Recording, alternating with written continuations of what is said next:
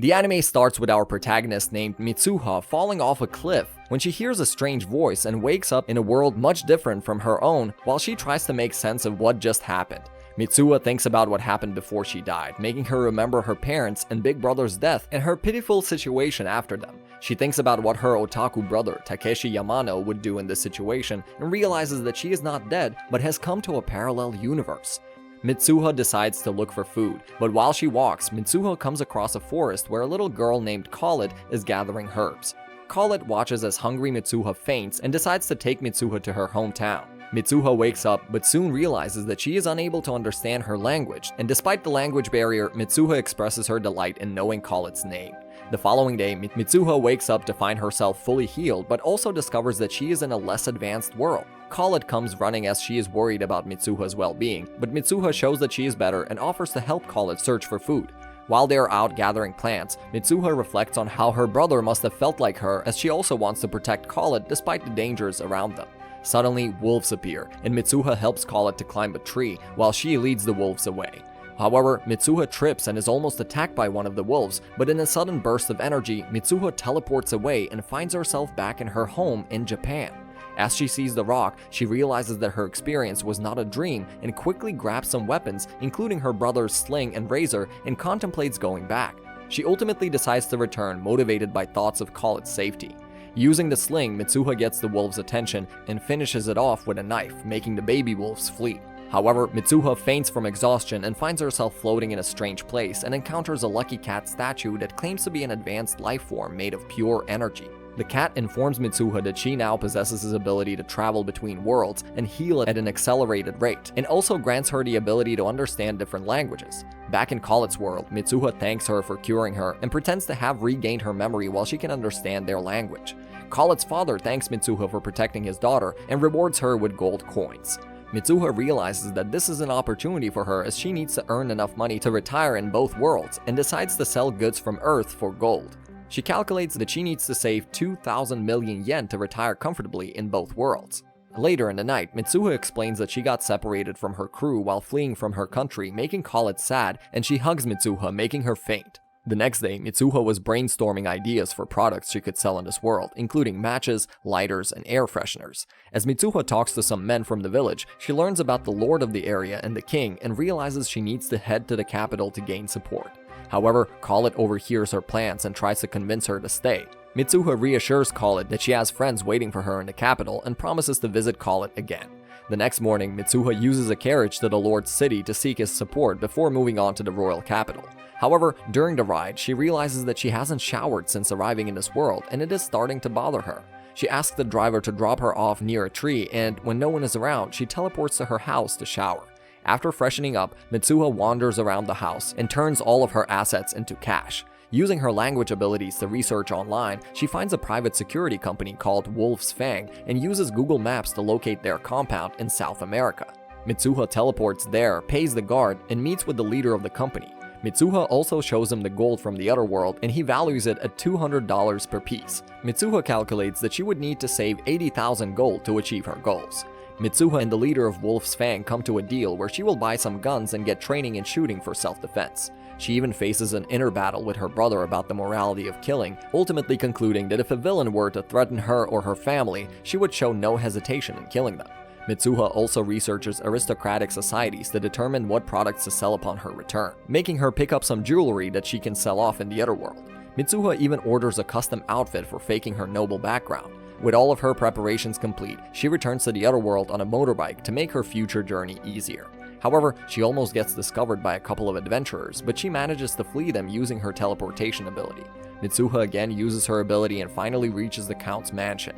Mitsuha arrives at the residence of Lord Boxes, but the guards reject her for not having an appointment. As Mitsuha sulks in town, suddenly a carriage passes by, and Mitsuha learns that the people inside were Lord's children. She comes up with a plan and teleports in front of the carriage, setting off some firecrackers that scare the horses and pretending to have been hit by the carriage. The children take Mitsuha inside the mansion, where everyone shows their worries, and the canny Mitsuha pretends to wake up, meeting Lord Klaus, who apologizes to her, and she feels relieved to find that they seem to be kind. Later on, Mitsuha introduces herself as a noblewoman from Japan due to her elegant attire, and Klaus finds it believable. Mitsuha explains that she was attacked by a wild beast and got separated from her companions, and the people of the village saved her, so she came to thank Lord Klaus and gave him a Swiss army knife, which instantly intrigued him. Klaus questions her about her plans and realizes that she is heading to the capital, but as it's getting late, Klaus tells her to take the carriage in the morning. Mitsuha tells him that she has no money, which Klaus finds strange because the knife she gave him would be worth 12 gold, and decides to find out her real identity. Mitsuha changes into her dress and joins the family for dinner, where Klaus introduces his wife Iris, his sons Alexis and Theo, and his daughter Beatrice. While eating the food, Mitsuha gets disappointed with its quality, even though they're nobles, but she eats it to be polite. After the meal, Klaus asks about Mitsuha's real story, and she reveals how she fled her home country after her parents passed away in a succession dispute. Touched by her story, Klaus listens as Mitsuha suggests selling her mother's pearl necklace for gold. Iris becomes alarmed, explaining how rare pearls are and how dangerous it would be to try to sell the necklace. Despite Klaus's suggestion to auction it off, Iris rejects the idea, fearing for their safety. Mitsuha then suggests undoing the necklace, which causes Iris to lose it. With no other way to make money, Mitsuha insists on giving the necklace to Iris in exchange for gold. After sharing a sad story about her mother, Mitsuha convinces the group to accept her proposal. After that, Theo asks Mitsuha if she has anything else to sell other than the Swiss army knife, so she pulls out a folding knife and offers to sell it for a gold coin. Beatrice asks about Mitsuha's goals, and she talks about opening a shop that sells women's cosmetics, accessories, and food. Klaus warns her about falling crop yields, but she surprises him with her knowledge of farming, explaining how crop rotation is necessary to keep the soil from becoming too thin. She even talks about inventing new things to earn money and have fun. Mitsuha becomes emotional thinking about her family, but Klaus's family comforts her. The next day, with the money and support from Lord Klaus, Mitsuha set off with a servant to accompany her to the royal capital, excited about her journey ahead. With new hope, Mitsuha opens her shop by using Lord Klaus's recommendation letter and asking a local smith for various modifications she wants in the place. Mitsuha finally opens her store after preparing it for days. She also put up flyers all around the area and stocked her shop with a rotating selection of both cheap convenience store items and high-end products. However, as the day goes on and she doesn't get a single customer, Mitsuha tries to stay positive, but the next days also turn out to be the same. Finally, some girls came into her store and Mitsuha felt overjoyed. She shows them around, explaining every product with enthusiasm. However, the girls didn't buy anything, making Mitsuha panic. One of the girls notices a shampoo, and Mitsuha explains it is a magical elixir that cleanses and hydrates damaged hair, but they decide to pass on it because of its price. Mitsuha chases after them and offers them a complimentary sample, making girls stay, as Mitsuha even offers them some free food. They get amazed by the hot shower that Mitsuha provides, and when she uses the shampoo on their hair, they feel more amazed by the results, and their hair ends up smooth and soft. They get convinced to buy both the shampoo and body wash. Mitsuha even manages to sell them brooches. As the girls' stomachs start to growl, Mitsuha prepares some food on the stove, making the girls surprised to see the fire without wood, and they start to think that Mitsuha is a witch. Mitsuha soon returns with some soup, and the girls get shocked by the taste as it was delicious even though it was just instant soup. Mitsuha also serves them a fresh fish dish, which startles the girls, but they still eat it and enjoy it, making Mitsuha confused by their reaction. As Mitsuha continues to serve more dishes, the girls get impressed with the taste and quality of her food. After their visit, Mitsuha also offers them some candies to share with their colleagues, as Mitsuha thinks that the girls would spread the word about her shop. However, when the girls give the candy to their head chef, Marcel, he becomes suspicious of its origin, but still finds it to be delicious. However, he couldn't understand how Mitsuha has managed to get such an item. When the lady of the house enters, the girls explain everything to her and she offers to buy the shampoo from the maids. Marcel gets intrigued and decides to investigate Mitsuha's secrets, as the maids tell him that Mitsuha also sells fish dishes. The next day, Marcel visits the shop and finds many interesting items, including a fish scaler. He asks Mitsuha why she was selling a fish scaler, as there were no fish in the capital, making Mitsuha realize her mistake and explaining that she had gotten the fish from a nearby village. Marcel gets impressed with the quality of the fish and asks if he could buy some from Mitsuha for the upcoming debutante ball for Miss Adelaide, the daughter of the house. Mitsuha thinks about it and offers a consultation service, saying she could help solve all kinds of problems. Marcel gets intrigued and decides to hire her to help with the catering for the event. Soon after Mr. Rainer and his wife visit Mitsuha's shop and she prepares a delicious tasting dinner for them, the Lord gets so impressed that he asks Mitsuha to take full control of the event, including preparing the dress and directing the performance. Surprisingly, the Lord agrees to her request due to her excellent skills. As they prepare to leave, Mitsuha gets surprised when the Lord's wife asks her to buy more of the premium shampoo and body wash she makes. Mitsuha then visits Marcel and explains that they need to prepare enough food to avoid insulting the guests. She goes through a recipe book to find dishes they could make on a large scale and take over the kitchen, instructing Marcel and the cooks on how to make the dishes. During the preparations, Adelaide visits, and Mitsuha takes her to measure her for dresses, making Mitsuha blindfold Adelaide and teleport her back to Earth to visit Mitsuha's tailor. After measuring Adelaide's body, the tailor presented her with several designs, and Mitsuha left the costume designs to her. Mitsuha assures Adelaide not to worry about the event, and that she understood how much her parents were doing for her. As Mitsuha was busy preparing for the event, she remembers that she didn't open her shop for days. On the night of the ball, the nobles initially weren't too impressed. However, Rainer thanks all the nobles for coming and tells them to prepare for the performance. The curtains opened and Mitsuha began to speak on a loudspeaker, making other nobles intrigued. Mitsuha introduces Adelaide to the guests, who appear in a stunning white dress that impresses everyone. The guests are perplexed by the design of the dress, which shows a flower field, but Mitsuha reveals that it's just a projection. Adelaide then changes into an armor costume and puts on a captivating performance, while Mitsuha narrates the show to the audience, and Adelaide receives cheers and applause after her final costume change. Afterward, Mitsuha announces that they're serving some special foreign dishes in addition to the usual food.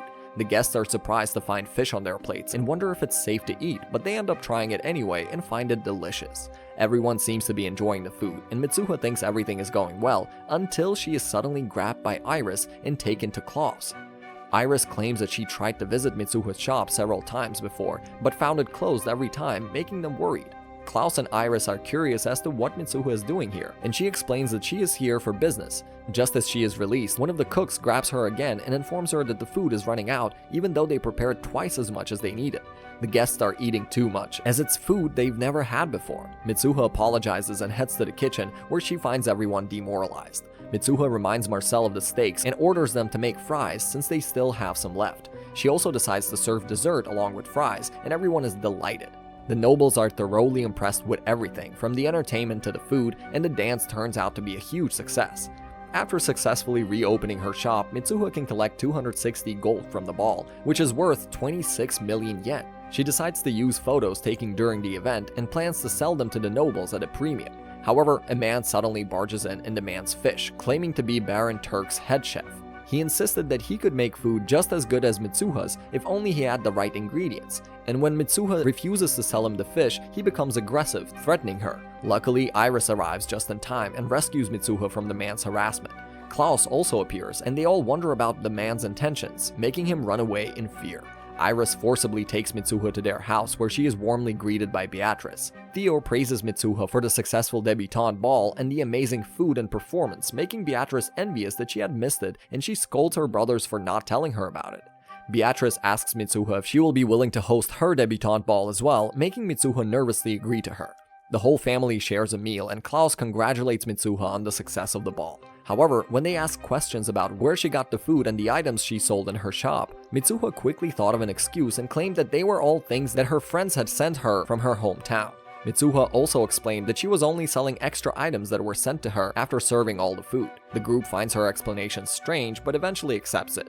After that, Alexis tries to flirt with her, but Mitsuha remembers how he had flirted with Adelaide all night, so they moved on to discussing how to improve their farming instead. Later, Beatrice visits Mitsuha in her room, and they talk about her upcoming debutante ball. Soon, Beatrice asks about Mitsuha's love life and her type, making Mitsuha suspicious as she finds notes in Beatrice's hands, and she demands to know who sent them. Beatrice quickly reveals that it was Alexis, and that she had also been paid gold by him, Theo, and Klaus for each question. The next day, Mitsuha was back in her shop thinking about selling umbrellas due to the rainy weather. Suddenly, a suspicious man enters and tries to attack her, but she was able to disarm him with pepper spray. He takes one of her knives and runs away, but an archer shoots him from the roof, and he is captured by other adventurers. Excited to meet adventurers, Mitsuha asks if they would accept a mission from her, surprising them. And that concludes our recap for today. Mitsuha is walking on thin ice here. Will her secret get out? And I wonder what kind of a mission she has for the adventurers. What do you guys think? Do let us know in the comments, and I guess we'll find out in the next episodes. Thank you so much for staying till the end. Make sure to like and subscribe to Annie Recap for more amazing content like this on your feed. With that said, we'll see you in the next one. Peace!